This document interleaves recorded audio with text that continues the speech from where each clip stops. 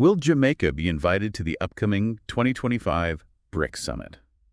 Welcome to episode 25 of The Unequal Perspective.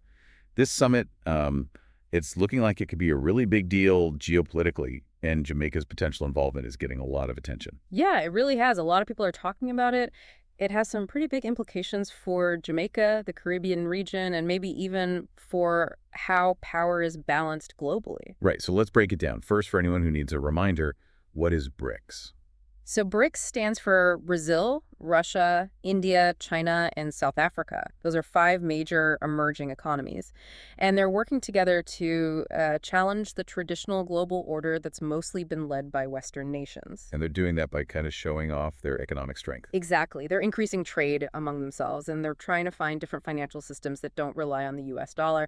And they're also creating their own institutions, like the new Development Bank. It's kind of like a parallel system to the World Bank and the IMF, which have usually been controlled by Western powers. Okay, so this isn't just some friendly economic club. They're really trying to change the global power structure. Exactly. And that's why the upcoming BRICS Summit is so important. It gives these nations a chance to solidify their alliances, to plan their next moves, and maybe even bring in new members. And it's happening in Rio de Janeiro, Brazil, right? On July 6th and 7th. Yes, Rio in July. Pretty symbolic location, don't you think? It's a vibrant city, it's a rising power in the global south, and it's a stage for what could be a major turning point in global geopolitics. I like that. A stage for a major turning point.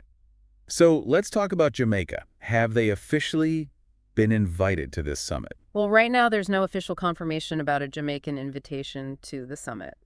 So they're keeping it a secret. It seems that way, which makes it even more interesting, right? But, it doesn't mean we can't look for clues. Back in 2018, Jamaica's Prime Minister Holness went to the BRICS Summit. He was the chair of CARICOM at the time. That's right, I forgot about that. He was representing the whole Caribbean region at that summit. Exactly. And another thing, Jamaica's name has come up as part of this BRICS Plus thing, which involves countries they're considering for closer collaboration. BRICS Plus. What does that mean? Well, it's basically an outreach program by BRICS to build stronger ties with other countries that have the same vision of a multipolar world. A world where power is more spread out. Okay, so a world with multiple centers of power, not just dominated by one or two major players. Exactly. And Jamaica, with its location in the Caribbean, its growing economy, and its independent foreign policy, it's definitely on BRICS' radar. So we don't know for sure about the invitation, but it sounds like Jamaica's potential involvement is more than just a passing thought. I would agree with that. There are some pretty clear signs that BRICS sees Jamaica as a valuable partner. The question is, does Jamaica feel the same way? And if they do, what are their reasons? That's a good question. What does Jamaica get out of this? What are the potential benefits they might be thinking about as they consider this alliance with BRICS? Well, let's look at the economics first. BRICS nations are a huge and rapidly growing market for Jamaican goods and services. Imagine them exporting more Jamaican rum, coffee, or even products from their growing medical cannabis industry to these countries. We could be talking about billions of dollars in new revenue. That's a strong argument right there. But it's not just about selling Jamaican products, is it? What about investments coming in the other direction? Right, that's another big part of this. BRICS nations have a lot of money to invest, and they are looking for opportunities in emerging markets like Jamaica. Think about Chinese companies investing in infrastructure projects, building new ports, roads, maybe even high-speed rail lines. Or imagine Indian companies working with Jamaican businesses to develop renewable energy or modernize agriculture. So modernization, creating jobs, diversifying the economy, it could be a win-win for Jamaica. Yeah, there's definitely a lot of potential for economic partnerships that would benefit both sides. But we also have to think about the geopolitical implications. Right, because becoming friends with BRICS might not make everyone in Washington happy. What kind of reaction could we expect from the U.S. if Jamaica decides to go to this summit, or even joins the BRICS alliance? Well, the U.S. has always seen the Caribbean as its own backyard, and they probably won't be thrilled about one of their main regional partners siding with a group they see as a competitor. Yeah, it's a real geopolitical chess match. Jamaica's decision could have a big impact on the whole Caribbean. It's not just about Jamaica if they do this. Could other Caribbean nations follow along? Could we see like a wave of BRICS alignment in the region? That's the big question. Jamaica is often seen as a leader in the Caribbean for economic development and regional integration. So if they go for BRICS, it could be a strong message to their neighbors. So other Caribbean nations might see Jamaica doing well and think, hey, we can do that too. Exactly. And, there's the historical context, too. A lot of Caribbean nations have felt ignored or taken advantage of by Western powers. So BRICS is like another option, a chance to work with countries that have faced similar problems and want a more fair global order. That historical context is important. It adds another layer to Jamaica's decision-making. Definitely, it's not just about the economic numbers. There are also historical issues, cultural connections, and a desire for more independence on the world stage. Okay, so let's imagine Jamaica joins BRICS. What would a BRICS-aligned Caribbean look like? How would it change things in the region? Well, first, you'd probably see a change in trade. Caribbean nations would be looking to export more stuff to BRICS countries. They'd want to tap into those huge and growing markets. So more Jamaican rum going to China, more Dominican cigars being smoked in India, more Trinidadian chocolate being enjoyed in Russia. Right. And it wouldn't just be the typical exports. BRICS nations are putting a lot of money into renewable energy technology and infrastructure.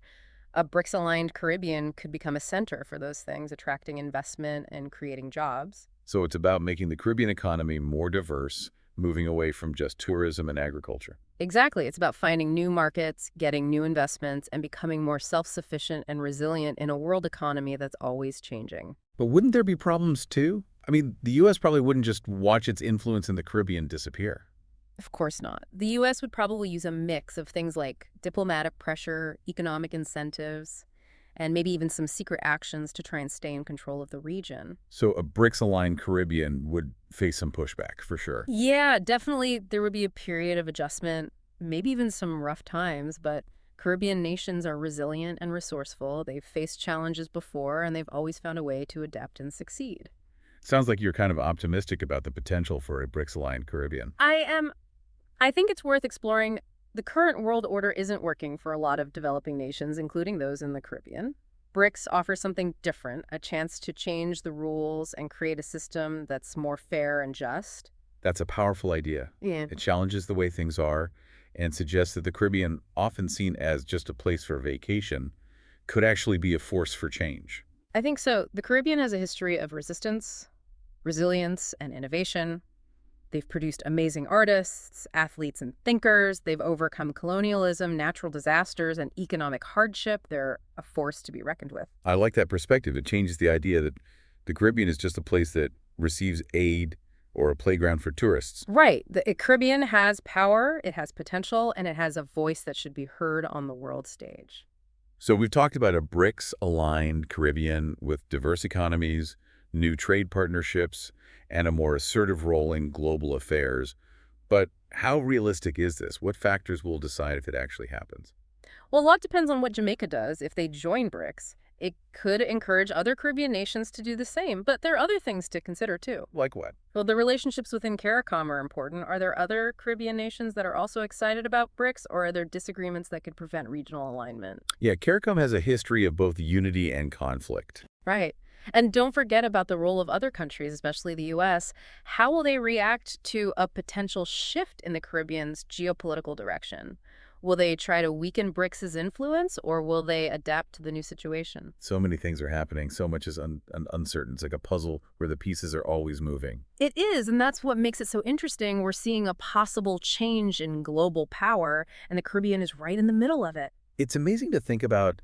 This region, often seen as just a vacation spot, could actually play a big role in shaping the future world order. It shows how connected our world is, how small events can have huge consequences. You're right. And it makes you wonder, what are the potential risks and rewards for the Caribbean as they deal with this new situation? Yeah, it is kind of mind-blowing to think about the Caribbean, a place that's usually seen as a paradise for tourists, being at the center of this global power shift. But you've made it clear that this region isn't just along for the ride. They have choices to make, and those choices matter. So let's talk about the risks and the rewards for the Caribbean if they decide to move closer to BRICS. Well, it's a tough balancing act for sure on the risk side. The potential backlash from the U.S. is a big worry. We've already discussed how they might react, and it could get pretty ugly. Think about trade disruptions, delays in aid, or even political meddling. The U.S. has a history of getting involved in the Caribbean, and they won't just give up their influence without a fight. So Caribbean nations would be taking a big gamble by messing with the current power dynamics. But what about the rewards? Could those be big enough to make the risks worth it? Well, imagine a Caribbean that's not tied to just one powerful partner anymore. BRICS offers them more options. Think about new markets for Caribbean goods and services. BRICS countries want a lot of commodities, agricultural products, and even tourism. This could mean more money coming in, more economic growth, and more jobs. That makes sense, not putting all their eggs in one basket. But would BRICS really be that different from the U.S.? Wouldn't the Caribbean just be switching from one powerful partner to a group of other powerful nations? That's a good point, and it's something Caribbean nations would have to think about carefully. But BRICS is all about a multipolar world, a world where power is shared more equally. It's not about replacing one big power with another, it's about making things fairer. That sounds good in theory, but is it really possible? Can BRICS really challenge the U.S.'s influence in the Caribbean? It won't happen right away, that's for sure, but BRICS is already making progress. Their development bank is giving loans for infrastructure projects in the Caribbean, and their companies are investing in things like renewable energy and telecommunications. They're thinking long term, and they're being strategic. So it's not just talk. BRICS is actually doing things. But let's get back to Jamaica. We started this deep dive, wondering if they'd get invited to the BRICS Summit in Rio. We've looked at the possible benefits and risks of working with BRICS, not just for Jamaica, but for the whole Caribbean. What do you think? Will Jamaica take the plunge and join the BRICS party? You know, it's hard to say for sure. Jamaica's leaders are smart. They know what they're doing. They're looking at the pros and cons. They're considering what's happening in the region, and they're watching how the U.S. reacts. It's a complicated decision with big implications. This has been a really interesting discussion. It seems like we're seeing global power shifting right in front of us, and the Caribbean is right there in the middle of it. Yeah. It shows that even smaller countries can have a big impact on the world stage. Absolutely. And it makes you think, what kind of world are we heading towards? One with a single superpower or one with many centers of power? A world of competition or cooperation? The decisions made in the Caribbean by countries like Jamaica could help determine the answers to those questions. This has been a really thought-provoking deep dive for our listeners. We want to know what you think. Do you think Jamaica will join BRICS? And what do you think that means for the Caribbean and the rest of the world? Share your thoughts on our social media, and let's keep talking about it. Until next time, keep diving deep.